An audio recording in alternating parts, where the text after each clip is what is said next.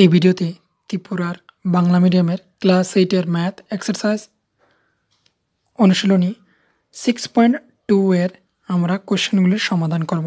তো এখানে কোশ্চেন হচ্ছে 1 নং কোশ্চেনের মধ্যে বলা হয়েছে যে প্রকৃত গুণ না করে নিচের সংখ্যাগুলোর বর্গ নির্ণয় করো। তাহলে এখানে দেওয়া রয়েছে 32। তাহলে 32 আমরা জানি বর্গ করতে হলে 32 ইন্টু 32 তাকে ইন্টু করে অর্থাৎ মাল্টিপ্লিকেশন বা গুণ করে তার মান আমরা পেয়ে যাব। তবে এখানের মধ্যে এই পদ্ধতিতে না করে অন্য একটি পদ্ধতি এখানে করা হয়েছে। তো এটা হচ্ছে পেজ নং 114-এর মধ্যে, পেজ নং 114 অর্থাৎ 114 পেজের মধ্যে দেখানো হয়েছে সেগুলি কিভাবে করতে হবে। তো এখানে রয়েছে 32। তাহলে 32 আমরা জানি 30 প্লাস 2 হচ্ছে 32। তাই এখানে পরের বার আমরা 32 স্কোয়ার দিয়েছি, দিয়ে এখানে 30 প্লাস 2 হোল স্কোয়ার দিয়েছি। এখানে যেহেতু স্কোয়ার রয়েছে তাহলে এই সংখ্যাটা হচ্ছে দুবার হবে। 30 প্লাস 2 এটা দুবার হবে, যেহেতু উপরে স্কোয়ার রয়েছে তাই এখানে দুবার লিখেছি। এবার এই দুবার লেখার পর তাকে আমরা প্রথমে এই সংখ্যা দিয়ে 30 ইন্টু 30 করে দেবো। তো 30 ইন্টু 30 হচ্ছে 900, আর 30 ইন্টু 2 তারপরে 30 দিয়ে আবার করব। প্রথমে তার সামনে রয়েছে কোনো কিছু নেই অর্থাৎ প্লাস, তাহলে এখানে 2 এর সামনে রয়েছে প্লাস, তো প্লাসে প্লাস, তো এখানে লিখে দিয়েছি প্লাস। এবার 32 ইন্টু 2, 32 নয়, এটা হচ্ছে 30। তো 30 ইন্টু 2 হচ্ছে 60, তাই এখানে লিখেছি 60। তারপরে এই সংখ্যা দিয়ে আবার তাকে দেব যে 2 ইন্টু 30 হচ্ছে 60, সামনে দুটি সংখ্যারই প্লাস প্লাস রয়েছে তাই প্লাসে প্লাস। তারপর 2 2 যা 4, তাহলে এখানে লিখেছি +4 লিখে এবার এখানে 60 প্লাস 60 হয়ে গেল 120, আর এদিকে হচ্ছে 900, এদিকে হচ্ছে 4 রয়েছে। এবার সবগুলিকে প্লাস করে দিয়েছি, এখানে দেখতে পাচ্ছ তোমরা।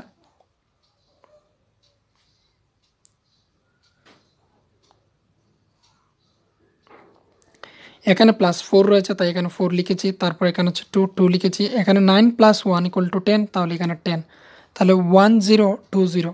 তাহলে 1020 এইভাবে আমরা করে তার মান বেরিয়েছে। আমরা 32 ইন্টু 32 করেও আমাদের মান বেরিয়ে আসবে 1024। এবার হচ্ছে তার পরের কোয়েশ্চেন হচ্ছে 46। তাহলে 46কেও সেম 40 + 6 করে দেবো। 40 + 6, তাহলে তাকে দুবার লিখে দেবো।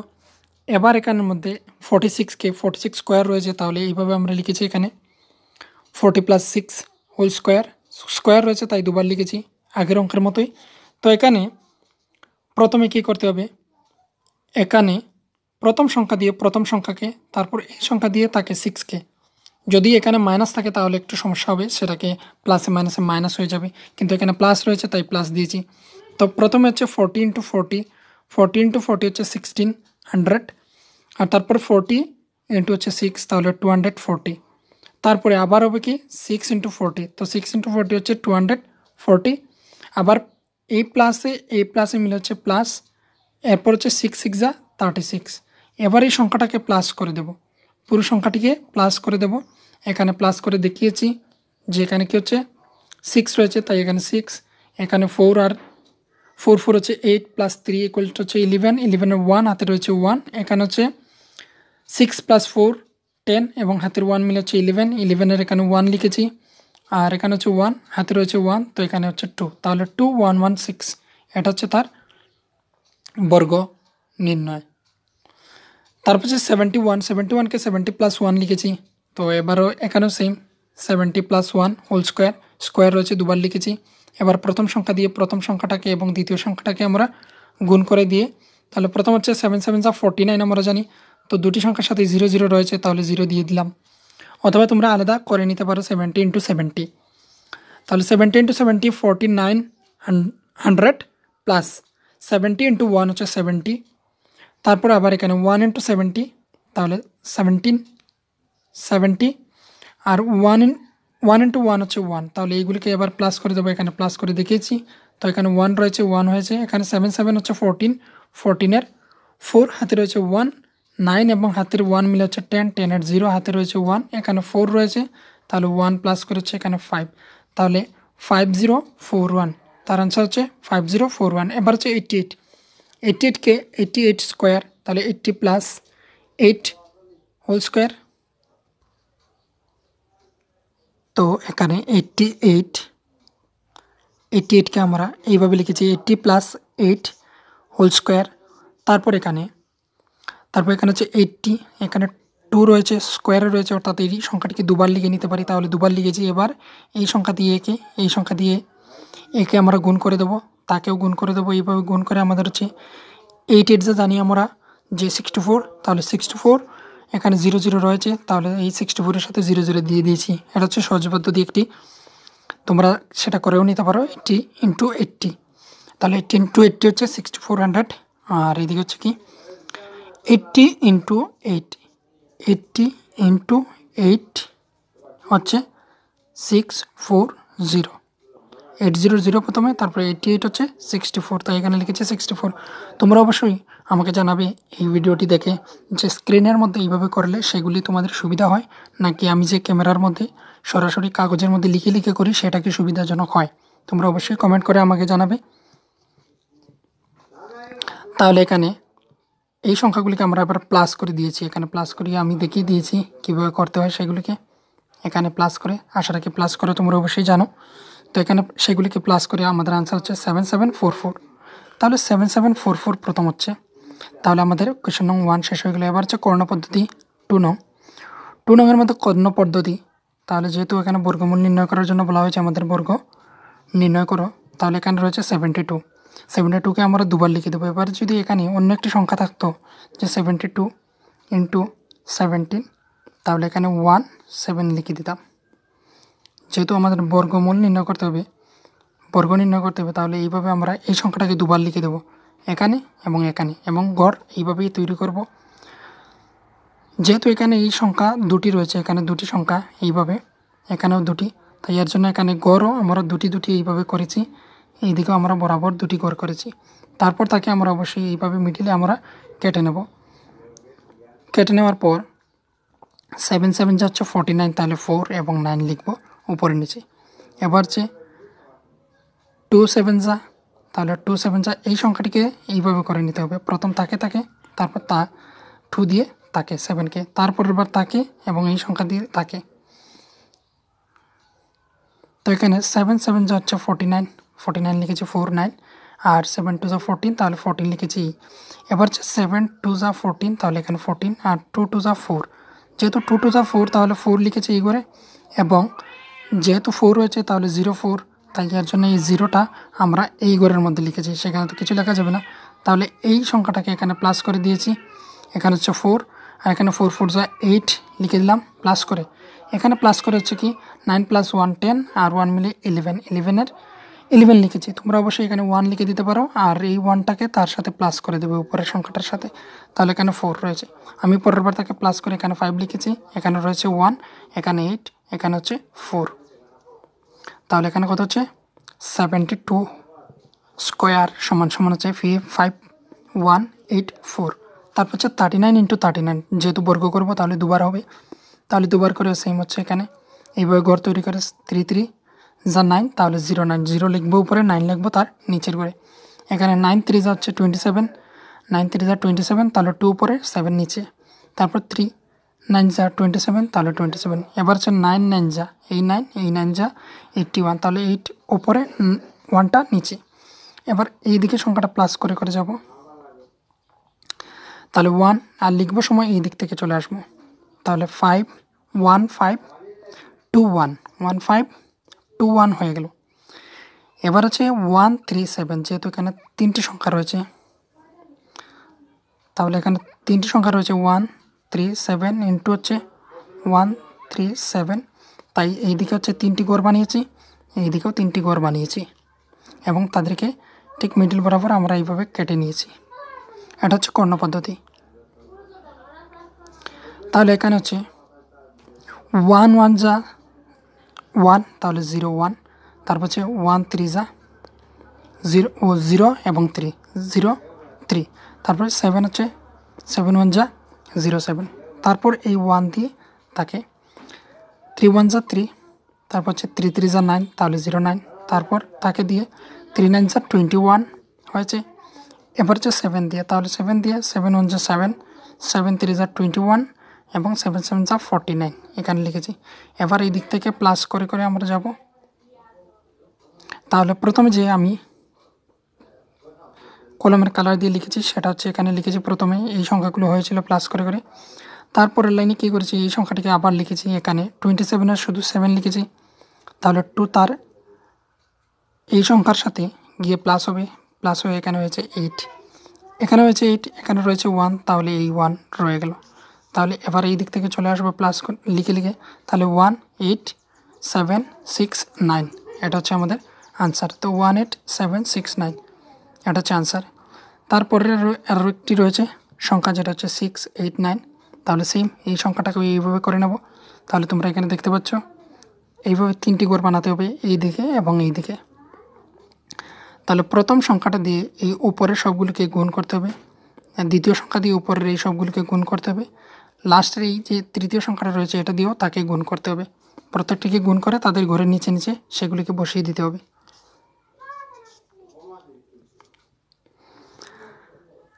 তারপর হচ্ছে এখানে কোয়েশ্চেন নং 3, পিথাগোরীয় ত্রয়ী গঠন করো। তাহলে পিথাগোরীয় ত্রয়ী আমরা জানি এইভাবে ত্রিভুজ রয়েছে, তার এটা 90 ডিগ্রি। তাহলে এই বাহুটা যদি আমরা সি ধরি, তাহলে এটা হচ্ছে এ, এটা হচ্ছে বি, এটা হচ্ছে বি।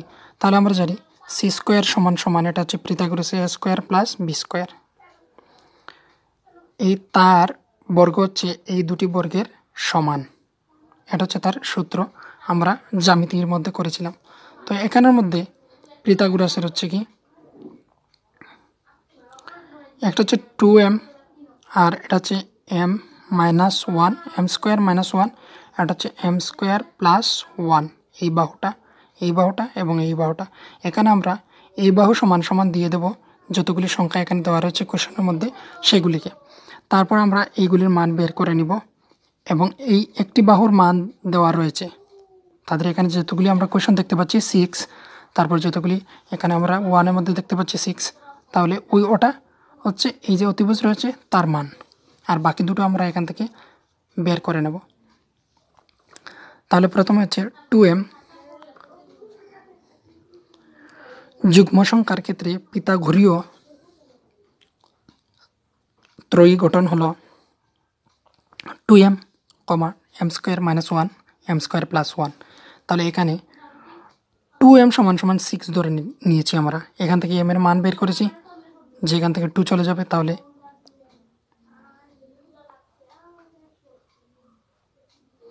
2m, এখান থেকে আমরা এই 2টাকে নিচে নিয়ে গেছি, তো এখান থেকে তাকে কেটে নিয়ে আমাদের আনসার বেরিয়েছে 3।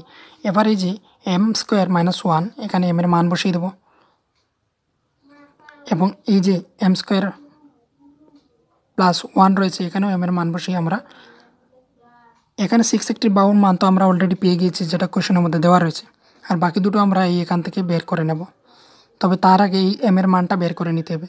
তাহলে 2m সমান সমান আমরা ধরে নেব যেটা কোয়েশ্চেন দেওয়া রয়েছে, আমি প্রথমেই বলেছি। তো এখানে বসিয়ে আমরা মানটি বসিয়ে পেয়ে যাচ্ছি, এখানে হয়ে যাচ্ছে 3 3 যা 9, তাহলে 9 মাইনাস 1, 9 মাইনাস 1 হচ্ছে 8, আর এখানে হচ্ছে 10। এবার এখানে বলে রাখি, যেহেতু প্রথমে দেওয়া রয়েছে কোশ্চেনের মধ্যে 6, তাহলে 6 এর স্কোয়ার এবং এখানে হচ্ছে 8 এর স্কোয়ার, তাহলে এখানে হচ্ছে কি 36, আর 8 এর যা 64, আর এদিকে হচ্ছে কত 10, তাহলে 10 স্কোয়ার হচ্ছে 100, তাহলে এই দুটিকেও প্লাস করে হচ্ছে আমাদের 100। তাহলে একটি বাহু দেওয়া রয়েছে, তার মধ্যে থেকে এই বাহুটার মান পেয়ে গেলাম। তাহলে এখানে আমি প্রথমে যে বলেছিলাম সেটা একটু এখানে ভুল হয়েছে, যেটা আমি বলেছিলাম কি এই বাহুটা 2m, এই বাহুটা 2m নয়, এখানে হচ্ছে m মাইনাস 1, এটা হচ্ছে এম স্কোয়ার প্লাস 1, আর এটা হচ্ছে এম স্কোয়ার মাইনাস 1, এটা হচ্ছে 2m।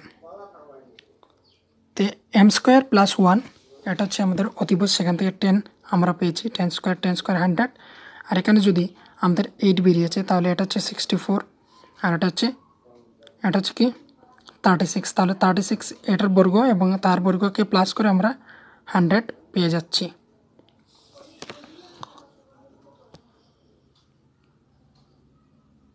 তারপর এইভাবে লিখে দেবো যে নির্ণয় পিথাগোরাসের ত্রয়ী গঠন হলো যে 6, 8, 10।